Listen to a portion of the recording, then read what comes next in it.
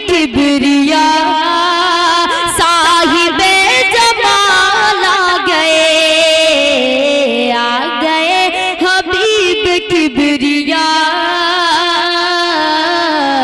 साहिब जमाल आ गए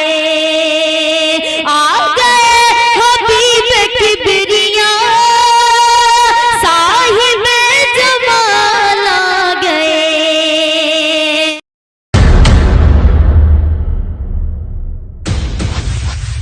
सादिया को दावत देती हुए और तकरीर पेश करें। सादिया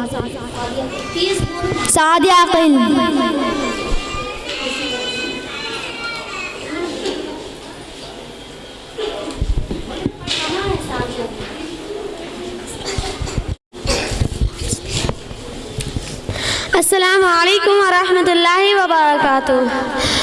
नहमदुहु व नुसल्ली अला रसूलिल करीम, अम्मा बाद, फ़अऊज़ु बिल्लाहि मिनश शैतानिर रजीम, बिस्मिल्लाहिर रहमानिर रहीम। आज की इस महफिल में हया ईमान के साथ मैं जो तकरीर करने जा रही हूँ उसका इन्वान है हया ईमान। आज मुसलमान में बेहया और बेशर्मी के अजीब व गरीब मुनाज़िर आ रहे हैं। उनके अरिया लिबास और नफूस को तकसीम देने का रास्ता निकाल चुके हैं।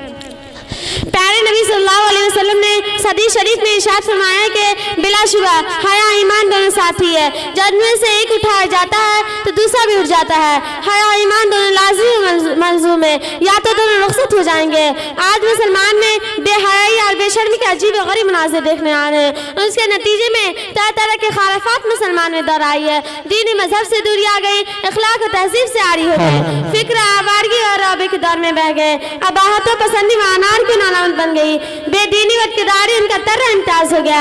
आप बताइए ये तमाम खसलतें अहले कुफ्र की नहीं है?